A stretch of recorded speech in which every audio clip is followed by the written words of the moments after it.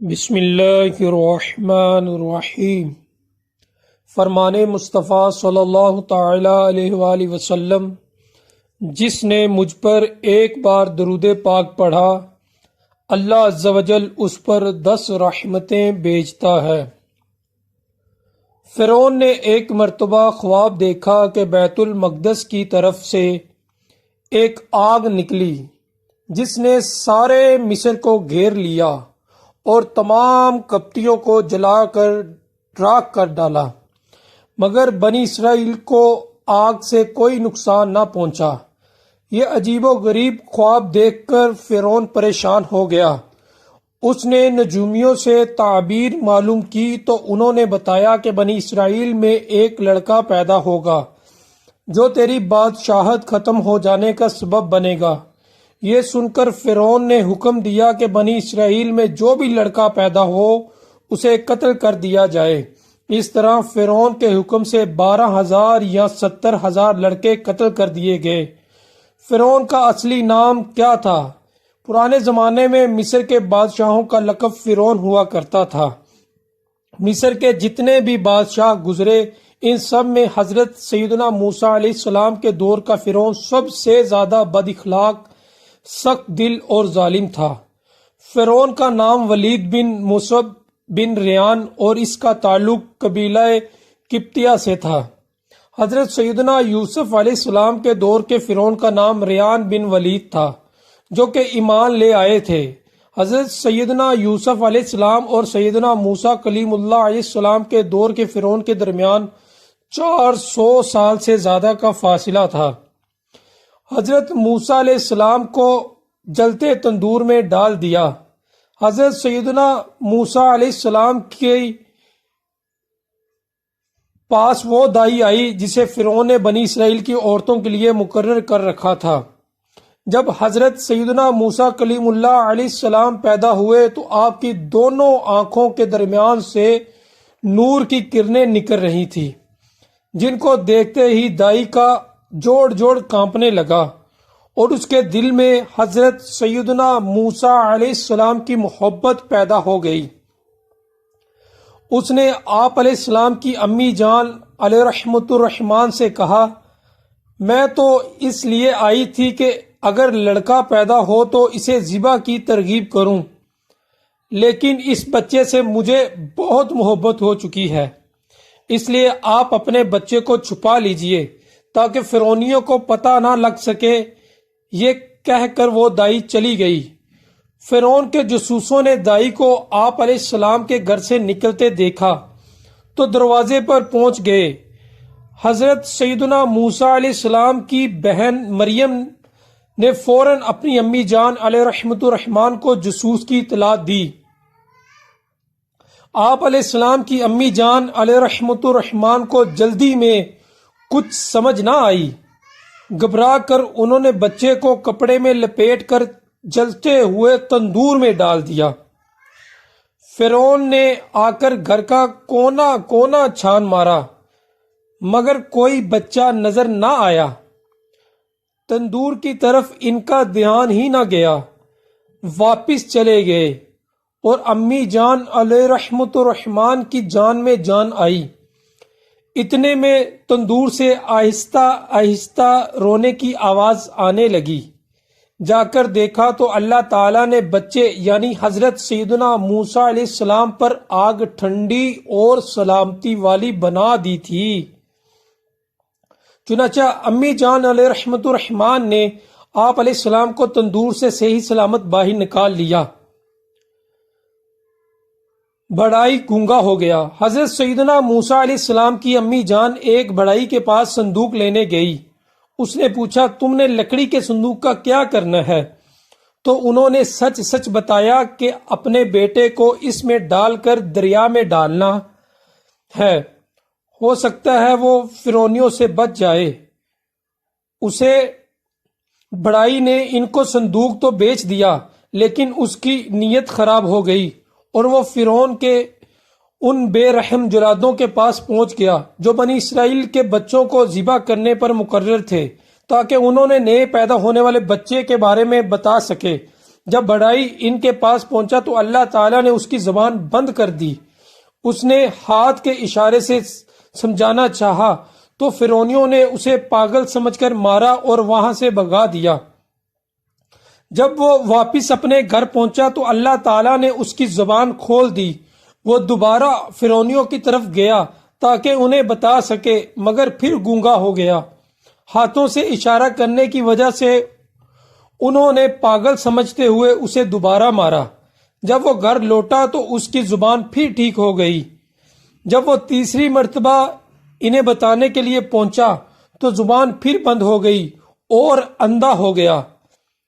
پٹائی کر کے پھر اسے بھگا دیا گیا۔ اس پر اس نے سچے دل سے توبہ کی اور اللہ عز و جل اگر تو مجھے اب کی بار زبان اور بنائی دے دے گا تو پھر کسی کو اس بچے یعنی حضرت سیدنا موسیٰ علیہ السلام کے بارے میں نہیں بتاؤں گا۔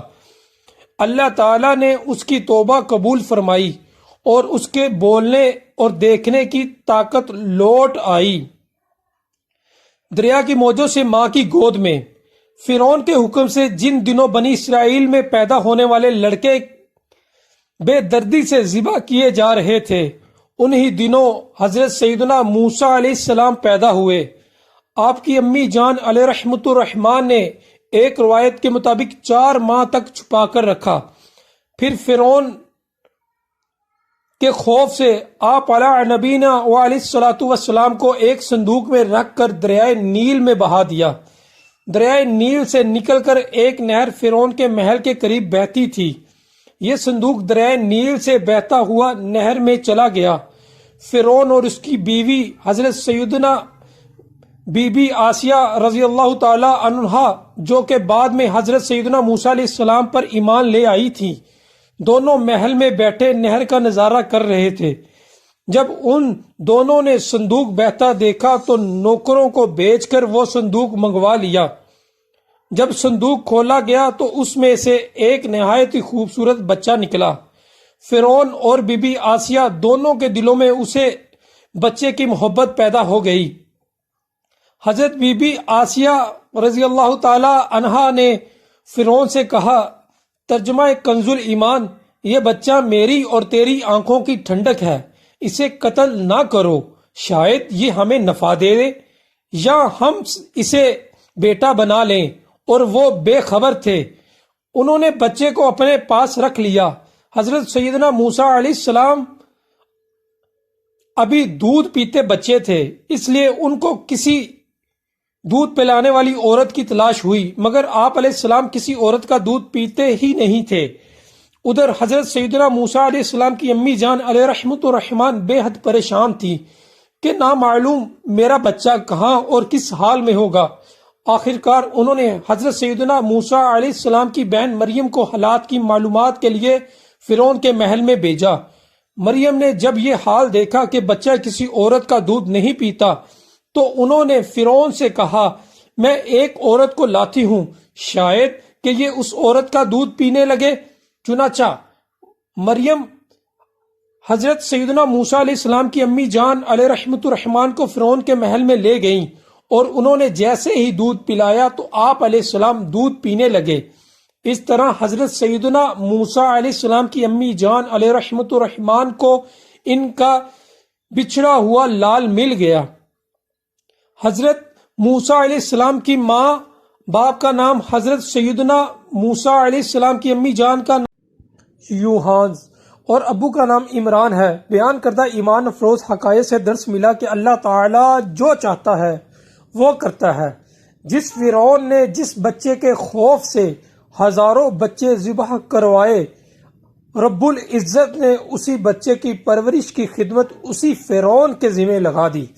یہ بھی پتہ چلا کہ اللہ رب العزت جس کی حفاظت فرماتا ہے تو دریا کی موجوں میں بھی اس کو کوئی آنچ نہیں آتی، جیسا کہ حضرت سیدنا موسیٰ کلیم اللہ علیہ السلام کو دریائے نیل کی موجوں سے اٹھا کر دوبارہ آپ علیہ السلام کو اپنی امی جان کی گود میں پہنچا دیا۔ تو نے کس شان سے موسیٰ کی بچائی ہے جان، تیری قدرت پہ میں قربان خدائے رحمان۔ فرعون کی بیمار بیٹی ایک روایت میں آتا ہے حضرت سیدنا موسیٰ علیہ السلام کی امی جان علیہ رحمت الرحمان نے آپ علیہ السلام کو صندوق میں ڈال کر دریا کے حوالے کر دیا۔ فرعون کی صرف ایک ہی بیٹی تھی جس سے وہ بہت محبت کرتا تھا۔ وہ بیٹی برس کی بیماری میں مبتلا تھی۔ فرعون نے اس کے بارے میں طبیبوں اور جادوگروں سے مشورہ کیا تو انہوں نے کہا، اے بادشاہ، یہ فقط اسی صورت میں ٹھیک ہو سکتی ہے جبکہ دریا میں سے انسان جیسی کوئی چیز مل جائے اور اس کا لعاب یعنی تھوک لے کر اس کے برس والی جگہ پر ملا جائے، اور یہ بھی اسی وقت ممکن ہے جب فلاں دن اور فلاں مہینہ ہو اور سورج بھی خوب روشن ہو۔ جب وہ دن آ گیا تو فرعون نے دریا کے کنارے محفل سجائی۔ اس کے ساتھ اس کی زوجہ حضرت سیدنا آسیہ رضی اللہ تعالی عنہا بھی تھیں، جو کہ بعد میں حضرت سیدنا موسیٰ علیہ السلام پر ایمان لے آئی تھی۔ دریائے نیل سے ایک نہر نکل کر فرعون کے محل کی طرف آتی تھی۔ یکا یک ایک صندوق دریا کی موجوں میں ہچکولے کھاتا ہوا آیا اور ایک درخت کے پاس آ کر ٹھہر گیا۔ فرعون نے حکم دیا، جلدی سے وہ صندوق میرے پاس لایا جائے۔ اس کے نوکر کشتی میں بیٹھ کر صندوق تک پہنچے اور انہوں نے وہ صندوق لا کر فرعون کے سامنے پیش کر دیا۔ خدام نے صندوق کھولنے کی کوشش کی لیکن نہ کھلا، توڑ کر کھولنا چاہا لیکن نہ ٹوٹا۔ فرعون کی زوجہ حضرت سیدنا آسیہ رضی اللہ تعالی عنہا کو اس صندوق کے اندر ایک نور چمکتا نظر آیا جو دوسروں کو دکھائی نہ دیا۔ جب حضرت سیدنا آسیہ رضی اللہ تعالی عنہا نے صندوق کھولنا چاہا تو آسانی سے کھل گیا۔ اس صندوق میں ایک چھوٹا سا بچہ تھا جس کی آنکھوں کے درمیان نور جگمگا رہا تھا۔ اللہ تعالیٰ نے ان لوگوں کے دلوں میں اس بچے کی محبت ڈال دی۔ فرعون کی بیٹی نے اس بچے کا لعاب مبارک یعنی تھوک شریف لے کر جب اپنے برس والے مقام پر لگایا تو وہ اسی وقت ٹھیک ہو گئی۔ اس نے محبت سے بچے کو سینے سے لگا لیا۔ فرعون کو کچھ لوگوں نے کہا، کہیں یہ وہی بچہ نہ ہو جس سے وہ بچنا چاہتے ہیں، ممکن ہے قتل کے خوف سے اسے دریا میں ڈال دیا گیا ہو۔ فرعون نے یہ سن کر بچے کو ذبح کرنے کا ارادہ کر لیا، لیکن حضرت سیدنا آسیہ رضی اللہ تعالی عنہا نے فرعون کو سمجھا بجھا کر منا لیا اور اس بچے کو اپنا بیٹا بنا لیا، انگارہ منہ میں رکھ لیا۔ حضرت سیدنا موسیٰ علیہ السلام ایک دن فرعون کے پاس ایک چھوٹی سی ڈنڈی سے کھیل رہے تھے۔ اچانک آپ علیہ السلام نے وہ ڈنڈی فرعون کے سر میں دے ماری۔ فرعون اس مار پر سوچ میں پڑ گیا اور آخرکار آپ علیہ السلام کو قتل کرنے کا ارادہ کر لیا۔ تو حضرت بی بی آسیہ رضی اللہ تعالی عنہا بولی، اے بادشاہ، غصہ مت کر اور خود کو بدبخت نہ کر، کیونکہ یہ تو چھوٹا ہے، اگر تو چاہے تو اس کو آزما لے۔ میں تھال میں سونا اور انگارہ رکھ دیتی ہوں، تو دیکھ لے یہ کس کو اٹھاتا ہے۔ فرعون اس کے لیے تیار ہو گیا۔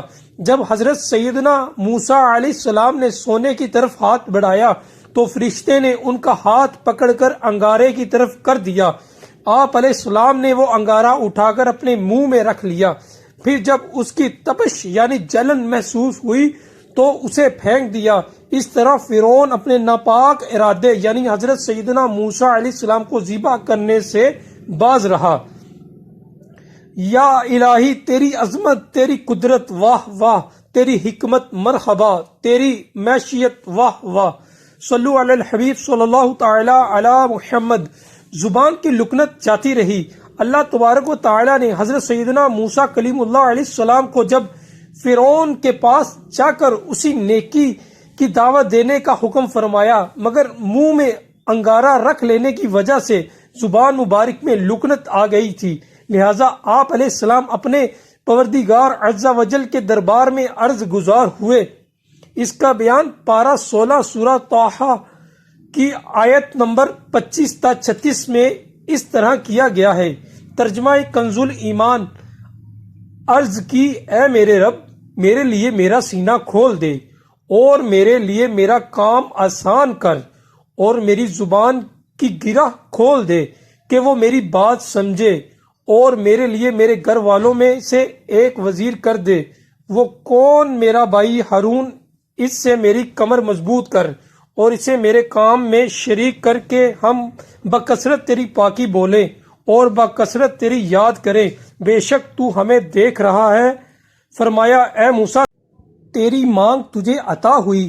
اللہ تعالیٰ نے دعا قبول فرما لی، لکنت دور فرما دی، اور آپ علیہ السلام کے بھائی حضرت سیدنا ہارون علیہ السلام کو آپ کا وزیر بنا دیا۔